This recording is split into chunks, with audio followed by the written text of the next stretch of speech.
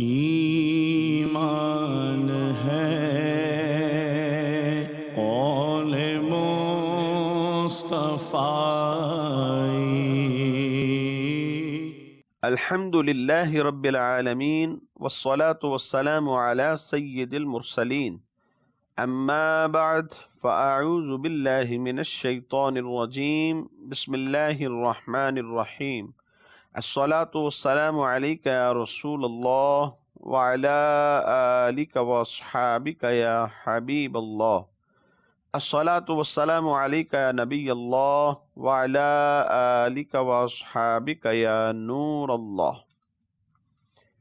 حضور نبی کریم صلی اللہ تعالی علیہ وآلہ وسلم نے ارشاد فرمایا کہ جو مجھ پر روزانہ 1000 مرتبہ درود پاک پڑھے وہ اس وقت تک نہیں مرے گا جب تک کہ جنت میں اپنا ٹھکانہ نہ دیکھ لے۔ صلو علی الحبیب صلی اللہ تعالی علی محمد صلی اللہ علیہ وسلم۔ پیارے اسلامی بھائیوں، مدنی چینل کے ناظرین، یہ ہے پروگرام درس بخاری شریف اور ہم آپ کو اس میں خوش آمدید کہتے ہیں۔ حصول ثواب کی خاطر بیان سننے سے پہلے اچھی نیتیں بھی فرما لیجئے کہ فرمان مصطفیٰ صلی اللہ علیہ وسلم ہے،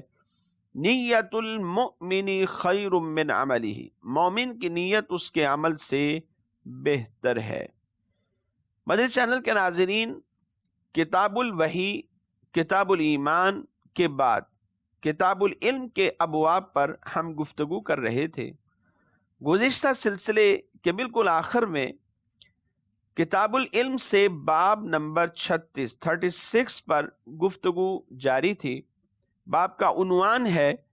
کہ جس نے کسی بات کو سنا پھر بات کرنے والے کی طرف رجوع کیا یہاں تک کہ اس بات کو کمپلیٹ سمجھ لیا۔ مراد یہ ہے کہ جب عالم کی بات سمجھ نہ آئے تو متعلم کو چاہیے کہ گھبراتا نہ رہے، حیا نہ کرتا رہے، شرمندگی نہ محسوس کرتا رہے، خوف نہ کرتا رہے، بلکہ آگے بڑھ کر اس بات کو علماء سے سمجھ لینا چاہیے، اپنے اساتذہ سے پوچھ کر اس بات کو جیسی وہ بات ہے اس کے مطابق سمجھ کر پھر عمل کی کوشش کرنی چاہیے۔ امام بخاری رحمۃ اللہ تعالی علیہ نے اس عنوان کے تحت جو حدیث مبارک ذکر کی ہے، حدیث نمبر ہے 103۔ آپ فرماتے ہیں کہ ہمیں سعید بن ابی مریم نے حدیث بیان کی، انہوں نے کہا کہ ہمیں نافع بن عمر نے خبر دی، وہ کہتے ہیں کہ مجھے ابن ابی ملیکہ نے حدیث بیان کی کہ حضرت سیدہ عائشہ صدیقہ رضی اللہ تعالی عنہا جو نبی کریم صلی اللہ علیہ وسلم کی زوجہ محترمہ ہیں، جب کوئی ایسی بات سنتی جس کو سمجھ نہ پاتی تو دوبارہ اس کو معلوم کر لیتی تاکہ اسے سمجھ لیں۔ چنانچہ ایک مرتبہ یوں ہوا کہ حضور نبی کریم صلی اللہ علیہ وسلم نے ایک جملہ ارشاد فرمایا، من حوسب عذب، جس سے حساب لیا گیا تو اسے عذاب کیا جائے گا۔ حضرت عائشہ صدیقہ رضی اللہ تعالی عنہ یہ سن کر کہتی ہیں کہ میں نے عرض کیا کہ اللہ تبارک و تعالی نے تو یہ ارشاد فرمایا ہے، فسوف یحاسب حسابا یسیرا، ان قریب اس سے آسان حساب لیا جائے گا۔ نبی پاک صلی اللہ علیہ وسلم نے فرمایا کہ یہ صرف اللہ تبارک و تعالی کے حضور پیشی کا ذکر ہے، لیکن جس کے ساتھ حساب میں جانچ پڑتال کی گئی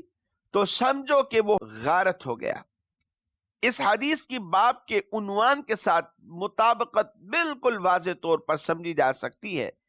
کہ اس میں مذکور ہے کہ جب سیدہ عائشہ صدیقہ رضی اللہ تعالی عنہا کو کوئی بات سمجھ نہ آتی تو پھر وہ نبی پاک صلی اللہ علیہ وسلم کی بارگاہ میں رجوع کرتی تھی اور اس بات کو سمجھ لیا کرتی تھی۔ حدیث میں فرمایا، من حوسب عذب، جس سے حساب لیا گیا اس کو عذاب دیا گیا۔ شارحین حدیث نے اس کے مختلف معنی ذکر فرمائے ہیں۔ ایک معنی اس کا یہ بیان کیا گیا ہے کہ جس دن انسان کے سامنے اس کے گناہ پیش کیے جائیں گے اور اس کے کیے ہوئے برے اعمال پر اسے مطلع کیا جائے گا تو یہ اس کے لیے سخت عذاب اور مذمت کا باعث بن جائے گا۔ اور دوسرا ایک معنی یہ بھی بیان کیا جاتا ہے کہ اس کا حساب لینا اس کے عذاب کے استحقاق کی طرف پہنچاتا ہے، کیونکہ بندہ جب بھی کوئی بھی نیکی کرتا ہے تو اللہ تبارک و تعالیٰ کے فضل اور اس کی توفیق سے ہوا کرتی ہے، اور نیکی پر اس کے ہدایت دینے اور قدرت دینے سے ہوا کرتی ہے، اور بندے کے ایسے اعمال بہت کم ہوتے ہیں جو اس نے اخلاص کے ساتھ کیے ہوتے ہیں اور اللہ تبارک و تعالیٰ کی رضا کے لیے کیے ہوتے ہیں۔ تو جب اس کے سامنے تمام کے تمام اس کے اعمال آ جائیں گے تو ایسے اعمال بہت کم ہوں گے کہ جو اس نے خلوص نیت سے کیے ہوئے ہوں گے، تو پھر اس دن اس کے لیے یہ عار اور شرمندگی کا دن بن جائے گا۔ فرمایا کہ فَسَوْفَ يُحَاسَبُ حِسَابًا يَسِيرًا، ان قریب اس سے آسان حساب لیا جائے گا، یعنی اس پر جو حساب پیش کیا جائے گا وہ آسان ہوگا، بہت زیادہ سہل ہوگا، اس میں کوئی جرح نہ کی جائے گی اور اس پر کوئی اعتراض بھی نہیں کیا جائے گا کہ جو اسے دشواری کا سامنا ہو جائے۔ مدنی چینل کے ناظرین، یہاں پر ایک اعتراض ہو سکتا ہے کہ حدیث اور آیت میں بظاہر مفہوم اور معنی کے اعتبار سے تعارض پایا جاتا ہے کہ حدیث میں یہ بیان کیا جا رہا ہے من حوسب عذب، کہ جس سے جو حساب لیا جائے گا اسے عذاب دیا جائے گا۔ حدیث سے عذاب ہونا ثابت ہوتا ہے، جبکہ قرآن کی آیات بینہ سے یہ ثابت ہوتا ہے فسوف یحاسب حسابا یسیرا، کہ حساب میں بالکل آسانی ہوگی، یعنی اسے عذاب نہیں دیا جائے گا، اور یہ وہ لوگ ہوں گے جو اصحاب الیمین ہیں، جن کے دائیں ہاتھ میں نامہ اعمال دیا جائے گا۔ تو اس اعتراض کا پھر جواب کیا ہو سکتا ہے؟ کیا واقعی یہ تعارض موجود ہے؟ شارحین حدیث اس کے حوالے سے ذکر کرتے ہیں کہ آیت میں حساب سے مراد عرض کرنا ہے، یعنی حساب کو پیش کرنا ہے، اس کا اظہار کرنا ہے، اور سید عائشہ صدیقہ رضی اللہ تعالی عنہا سے روایت ہے کہ بندے کو اس کے گناہوں کی پہچان کرائی جائے گی، پھر اس سے درگزر کر لیا جائے گا، اور یہ اللہ تبارک و تعالی کی رحمت سے ہوگا۔ اور جو حدیث مبارک میں بیان کیا گیا من حوسب عذب، کہ جس سے حساب لیا جائے گا تو پھر اس کو عذاب دیا جائے گا، اس حدیث مبارک کا معنی یہ ہے کہ بندوں پر ان کی جو تقصیریں ہیں وہ غالب ہوتی ہیں، پس جس سے پورا حساب لیا جائے گا تو اس کو پھر چھوٹ نہیں دی جائے گی، وہ شخص تو ہلاک ہو جائے گا اور دوزخ میں داخل کیے جانے کا سبب بن جائے گا۔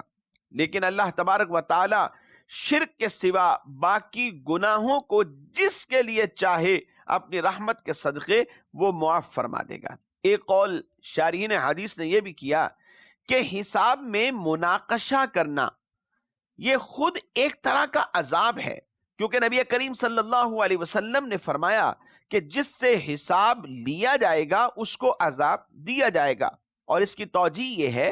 کہ حساب کے مطالبہ سے جو نفس کو دہشت اور وحشت ہوتی ہے اور اذیت ہوگی وہ بھی ایک قسم کا عذاب ہی ہے۔ مدنی چینل کے ناظرین، اس حدیث میں حضرت ام المؤمنین عائشہ صدیقہ رضی اللہ تعالی عنہا کی فضیلت کا ثبوت بالکل واضح ہے، اور مسائل کی تحقیق کرنے میں جو علم حاصل کرنے میں ان کی حرص ہے وہ بھی بالکل اس حدیث مبارک سے واضح طور پر سمجھی جا سکتی ہے۔ اس حدیث مبارک سے یہ بھی معلوم ہوا کہ قیامت کے دن حساب و کتاب ہوگا، عذاب بھی ہوگا، اور عذاب میں لوگوں کے جو درجات ہیں یہ مختلف ہوں گے۔ اور ایک بات اس سے اور بھی سمجھی جا سکتی ہے کہ نبی پاک صلی اللہ علیہ وسلم کے ارشاد پاک پر جب حضرت عائشہ صدیقہ رضی اللہ تعالی عنہا نے قرآن مجید فرقان حمید کی ایک آیہ مبارکہ کے ساتھ معارضہ کیا فَسَوْفَ يُحَاسَبُ حِسَابًا يَسِيرًا، تو حضور اس پر ناراض نہیں ہوئے، بلکہ آپ نے قرآن مجید کی اس آیت کا جو محمل ہے، جو اصل مفہوم اور مطلب ہے، وہ سیدہ عائشہ صدیقہ طیبہ طاہرہ رضی اللہ تعالی عنہا کو سمجھا دیا۔ اس آیت میں آسان حساب لینے سے مراد حساب کا پیش کرنا ہے۔ اس سے معلوم یہ ہوا کہ جب شاگرد استاد سے کسی علمی بات پر ادب کے دائروں میں رہتے ہوئے سوال کرتے ہیں، بات سمجھ نہیں آتی اور ان کے ذہن میں کوئی اور بات ہوتی ہے، اور اس بات کو لے کر کے استاد کے سامنے، اپنے معلم اور مدرس کے سامنے، ایک عالم کے سامنے ایک سوال رکھتے ہیں، تو استاد کو بھی ناراض نہیں ہونا چاہیے، بلکہ شاگرد کے اس اعتراض کو دور کرنا چاہیے اور اللہ کی رضا کو حاصل کرنے کی کوشش کرنی چاہیے۔ مدنی چینل کے ناظرین، اس کے بعد جو باب ہے جس کے بارے میں ہم گفتگو کرنے جا رہے ہیں، باب نمبر ہے 37۔ باب کا عنوان ہے لِيُبَلِّغِ الْعِلْمَ الشَّاهِدُ الْغَائِبَ، جو موجود یعنی حاضر شخص ہے وہ غائب کو علم پہنچا دے۔ اس باب کی باب سابق کے ساتھ یعنی گزشتہ باب کے ساتھ مناسبت کیا ہے؟ آئیے سماعت فرمائیے۔ گزشتہ باب میں متعلم کی عالم کی طرف مراجعت کا بیان ہے، یعنی بات سمجھ نہیں آئی تو متعلم کو چاہیے کہ عالم سے پوچھ لے اور جو صحیح بات ہے اسے سمجھ کر اپنے حافظے میں محفوظ کر لے۔ اور اس باب میں اب تک علم پہنچانے کا ذکر ہے۔ جو غائب تک علم پہنچائے گا وہ اس کی طرف مراجعت بھی کرے گا، تو نفس مراجعت میں یہ باب اور جو پچھلا باب ہے یہ باہم آپس میں مناسبت رکھتے ہیں۔ اس کے بعد امام بخاری رحمۃ اللہ تعالی علیہ نے یہ فرمایا، قالہ ابن عباس عن النبی صلی اللہ علیہ وسلم، اس کو حضرت ابن عباس رضی اللہ تعالی عنہ نے نبی کریم صلی اللہ علیہ وسلم سے روایت کیا ہے، یعنی حضور نبی پاک صلی اللہ علیہ وسلم کا یہ جو ارشاد پاک عنوان کے اندر موجود ہے کہ شاہد غائب کو علم کی بات پہنچا دے، اور وہ حدیث کیا ہے آئیے وہ بھی سماعت فرمائیے۔ حضرت عبداللہ ابن عباس رضی اللہ تعالی عنہما حضور کے چچا کے جو بیٹے ہیں، مفسر قرآن ہیں، آپ بیان کرتے ہیں نبی پاک صلی اللہ علیہ وسلم نے یوم نحر یعنی 10 ذوالحجۃ الحرام لوگوں کو خطبہ ارشاد فرمایا لوگوں یہ کون سا دن ہے؟ لوگوں نے کہا یہ تو یوم حرام ہے۔ پھر فرمایا یہ کون سا شہر ہے؟ تو لوگوں نے کہا کہ یہ شہر حرام ہے۔ پھر فرمایا کہ یہ کون سا مہینہ ہے؟ تو لوگوں نے کہا کہ یہ تو حرمت والا مہینہ ہے، یعنی احترام والا مہینہ ہے۔ حضور نبی پاک صلی اللہ علیہ وسلم نے پھر ارشاد فرمایا، تمہاری جانیں، تمہارے مال اور تمہاری عزتیں باہم ایک دوسرے کے لیے اس طرح ہی حرام ہیں جس طرح تمہارے اس دن کی تمہارے اس شہر میں اور تمہارے اس مہینے کے اندر حرمت ہے۔ پھر ان کلمات کو نبی پاک صلی اللہ علیہ وسلم نے بار بار دہرایا، پھر اپنا سر بلند کر کے فرمایا کہ اے اللہ کیا میں نے تبلیغ کر دی؟ اے اللہ کیا میں نے تبلیغ کر دی؟ حضرت عبداللہ ابن عباس رضی اللہ تعالی عنہما کہتے ہیں، اس ذات کی قسم جس کے قبضہ قدرت میں میری جان ہے، یہ ضرور آپ کی اپنی امت کے لیے وصیت تھی کہ شاہد غائب کو پہنچا دے۔ جو موجود ہے اس کو چاہیے کہ جو نہیں آ سکا، جو حاضر نہیں ہو سکا، یہ اسے بھی جا کے علم سکھا دے۔ اس کے بعد امام بخاری رحمۃ اللہ تعالی علیہ نے حدیث نمبر 104 ذکر فرمائی۔ حدیث کیا ہے آئیے وہ سماعت فرمائیے۔ حضرت ابو شریح رضی اللہ تعالی عنہ سے روایت ہے، انہوں نے عمر بن سعید سے اس وقت کہا کہ جب وہ مکہ مکرمہ کی طرف لشکر بھیج رہا تھا، کہنے لگے کہ اے امیر مملکت، میں آپ سے ایک حدیث کو بیان کرتا ہوں جس کو نبی کریم صلی اللہ تعالی علیہ وآلہ وسلم نے فتح مکہ کے دن کھڑے ہو کر بیان فرمایا تھا۔ اس حدیث کو میرے ان دونوں کانوں نے سنا ہے اور میرے دل نے اس کو یاد رکھا ہے، اور جس وقت آپ نے وہ حدیث بیان فرمائی تھی میری دونوں آنکھوں نے آپ کو دیکھا ہے۔ نبی پاک صلی اللہ علیہ وسلم نے اللہ تبارک و تعالیٰ کی حمد و ثنا کی، پھر اس کے بعد آپ نے ارشاد فرمایا بے شک مکہ کو اللہ تبارک و تعالیٰ نے حرام قرار دیا ہے، اس کو لوگوں نے حرام قرار نہیں دیا، اللہ تبارک و تعالیٰ نے اس کو حرمت والا شہر قرار دیا ہے۔ سو جو بھی اللہ پر اور یوم آخرت پر ایمان لایا ہو اس کے لیے مکہ میں خون بہانا یہ جائز نہیں ہے، اس کی حرمت کے تقاضوں کا لحاظ رکھنا ضروری ہے، اور نہ ہی مکہ کے درخت کاٹنا کسی کے لیے جائز ہے۔ پس اگر کوئی شخص مکہ مکرمہ میں رسول اللہ صلی اللہ علیہ وسلم کے قتال کرنے سے قتال کی رخصت پر استدلال کرے، یعنی فتح مکہ کے دن نبی پاک صلی اللہ علیہ وسلم نے قتال فرمایا اور مکہ مکرمہ پر آپ تشریف لے گئے اور پھر اس طرح مکہ فتح ہو گیا، تو آپ کہتے ہیں کہ اگر کوئی شخص مکہ میں رسول اللہ صلی اللہ علیہ وسلم کے قتال کرنے سے قتال کی رخصت پر استدلال کرے تو اس سے کہو بے شک اللہ نے اپنے رسول کو اجازت دی تھی اور تمہیں اجازت نہیں دی، اور مجھے اس میں صرف دن کی ایک ساتھ میں حضور فرماتے ہیں کہ اجازت دی گئی تھی، آج اس کی حرمت پھر واپس لوٹ آئی ہے جیسا کہ اس کی حرمت کل تھی، یعنی وہ 7 دن کی ایک ساتھ تھی جس میں اجازت ہوئی، پھر اس کے بعد اس کی حرمت دوبارہ لوٹ آئی جیسے کہ اس سے پہلے حرمت تھی۔ اور شاہد یعنی جو حاضر اس وقت موجود شخص ہے اسے چاہیے کہ غیب کو یہ حدیث یہ بات پہنچا دے۔ مدنی چینل کے ناظرین، آئیے تھوڑا اس کا پس منظر عرض کرتا ہوں۔ حضرت امیر معاویہ رضی اللہ تعالی عنہ کی وفات کے بعد یزید تخت نشین ہو گیا، اس نے تخت کو سنبھال لیا اور اس نے جہاں دیگر سے اپنی بیعت کو طلب کیا وہیں پر حضرت عبداللہ بن زبیر رضی اللہ تعالی عنہما سے بھی بیعت کو طلب کیا، لیکن وہ اس پر انکاری ہوئے۔ یزید غضبناک ہو گیا، مکہ کے والی یحییٰ بن حکیم کو پیغام بھیجا کہ وہ حضرت عبداللہ بن زبیر رضی اللہ تعالی عنہما سے بیعت لے لے، اور اس نے کہا کہ میں اس کی بیعت کو اس وقت تک قبول نہیں کروں گا جب تک کہ اس کو زنجیروں میں جکڑ کر میرے پاس نہ بھیجو۔ وہ حضرت ابن زبیر رضی اللہ تعالی عنہما کے پاس گیا تو حضرت عبداللہ ابن زبیر رضی اللہ تعالی عنہما نے اس سے کہا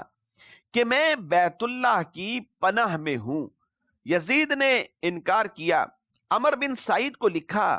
کہ وہ مکہ کی طرف ایک لشکر روانہ کرے، تو عمر بن سعید اس وقت ایک لشکر روانہ کر رہا تھا کہ جب حضرت ابو شریح رضی اللہ تعالی عنہ نے عمر بن سعید کو مکہ میں حملہ کرنے سے باز رہنے کی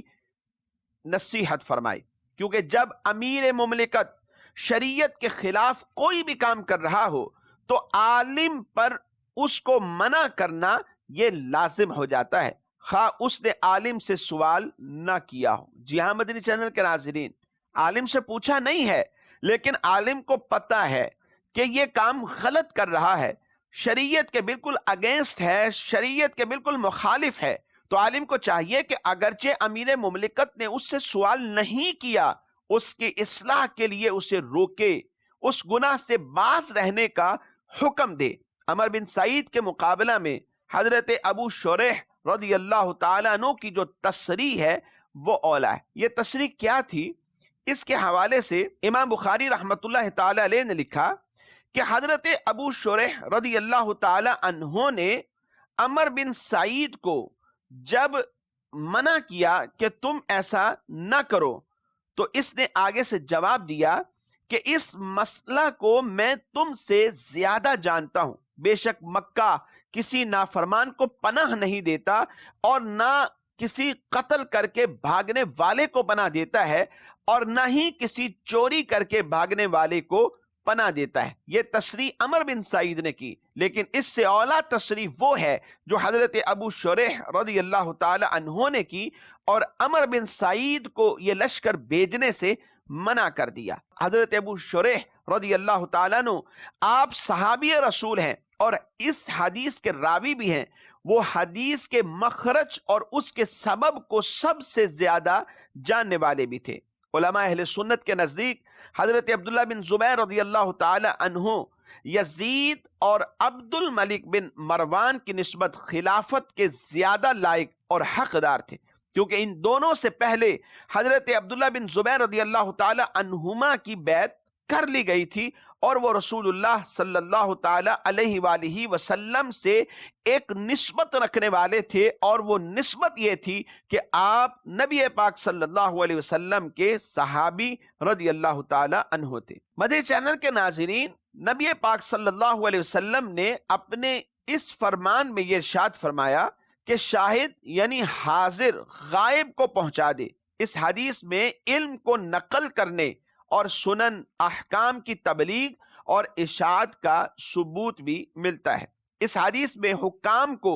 نرمی کے ساتھ نصیحت کرنے اور ان کے غلط کاموں کی اصلاح کرنے کی کوشش کرنے کا ثبوت بھی واضح طور پر موجود ہے، اور یہ بھی ایک نصیحت ہے کہ جب کوئی بات کہی جائے تو اللہ تبارک و تعالیٰ کی حمد و ثنا پہلے کر لینی چاہیے۔ معلوم ہوا کہ جب عالم دین یہ دیکھے کہ حکام وقت دین میں تغیر کر رہے ہیں، اپنی من مرضیاں کر رہے ہیں، تو وہ ان کو برملا ٹوک سکتا ہے، اور ان کو بھی چاہیے کہ جو علماء دین بیان کر رہے ہیں، جو شریعت مطہرہ کے اصول و ضوابط بتائے جا رہے ہیں، ان کے مطابق علم حاصل کر کے